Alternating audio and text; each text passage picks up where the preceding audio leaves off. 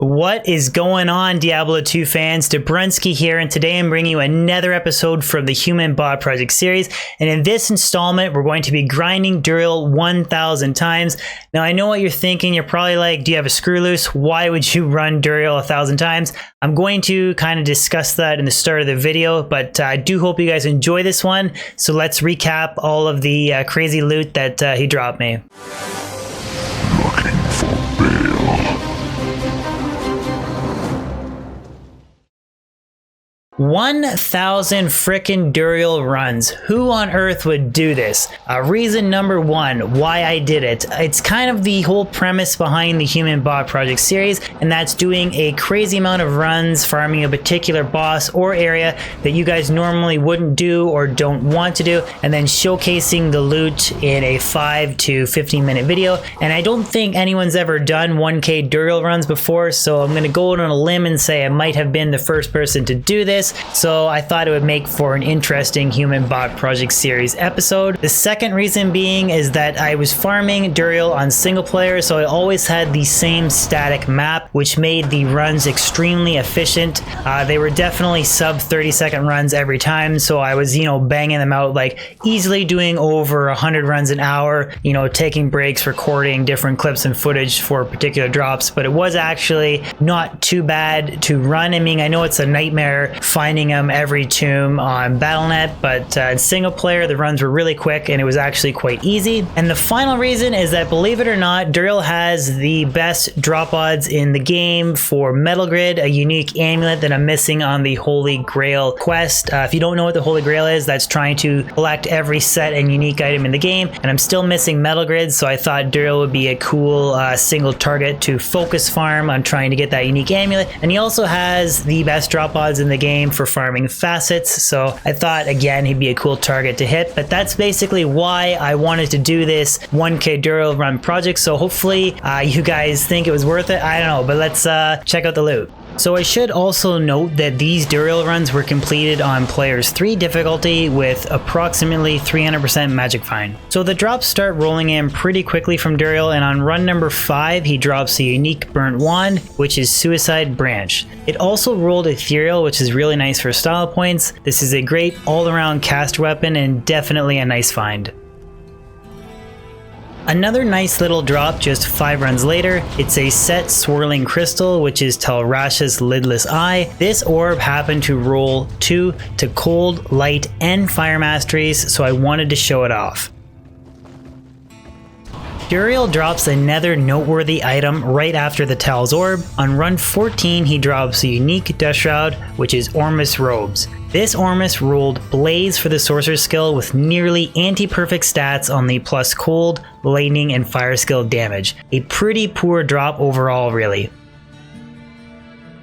The first decent piece of unique jewelry dropped on run 104. It rolled Ravenfrost with 194 to attack rating and 15 to dexterity. Again, another pretty bad roll to follow the horrible Blaze Ormus Robes.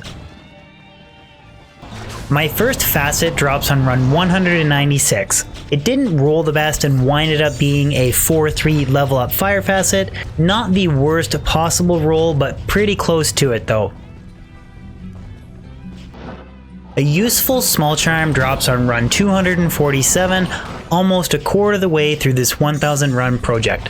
It's a plain 7% MF small charm. Not the greatest charm ever, but it's definitely a staple for any magic finding character. The very next run I find the #1 melee boot in the game, a unique pair of war boots, which are Gore Riders. These boots rolled pretty low on the enhanced defense though, 162% ED out of a possible 200% maximum with a 160% minimum.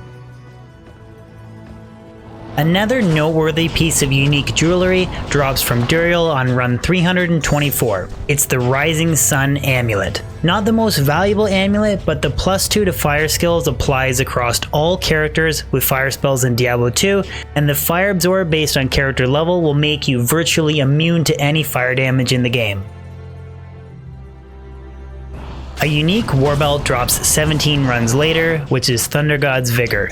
The 10% to maximum lightning resist and 20 to lightning absorb can render most enemies' lightning attacks useless, and that's why I love using this belt to combat lightning damage from Uber Mephisto and Souls in Bale's throne room.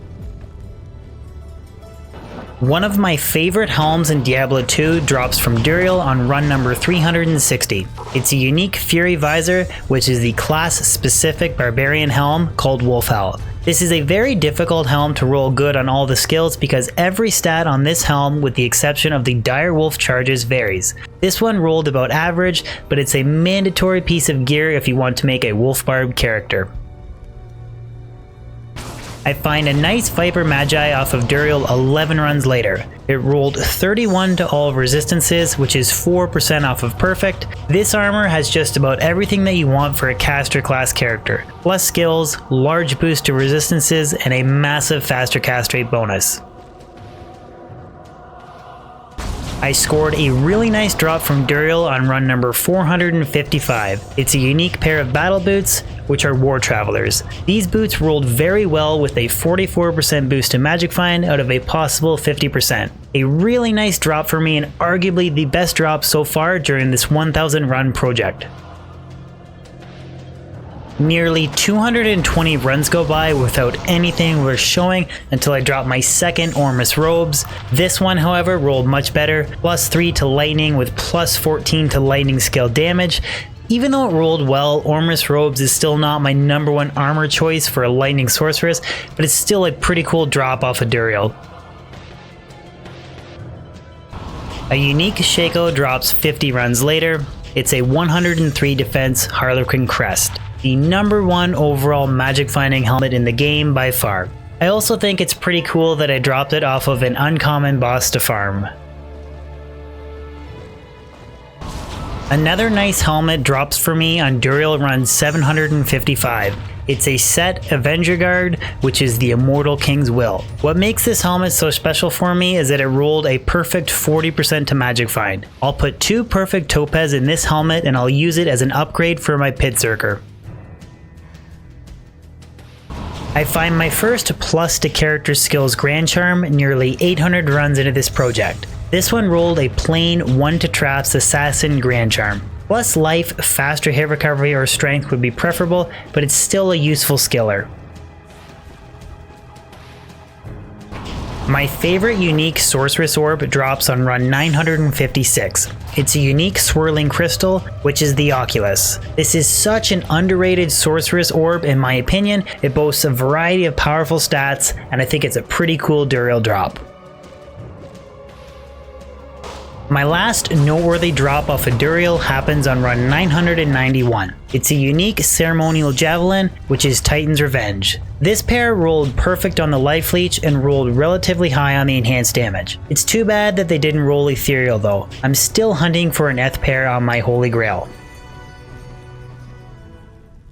Well guys, there you have it. That is 1000 Duriel runs in the books. Hope you guys enjoyed the video and maybe found it interesting. We weren't so lucky in terms of facets. I only got 1, but believe it or not, I did drop a lot of unique jewelry. There was a lot of repeats like Menalds, Low Road Nagels, things like of that nature, Dwarf Stars, because I actually dropped 16 different unique rings and 12 different unique amulets. Unfortunately, they didn't roll like, Mara's, SOJ, BK, nothing juicy, but I did want to cover that I dropped a lot of unique jewelry off of Duriel. And yeah, so anyways, guys, hope you enjoyed the video. If you could throw a like on it, share it, and even consider subscribing if you're new to my Diablo 2 YouTube channel. Post new weekly content and stream every week, so there's always new stuff to look forward to on this channel. So make sure you guys subscribe, you don't miss out. Anyways, thank you so much, guys. Have a good one, and I'll see you later.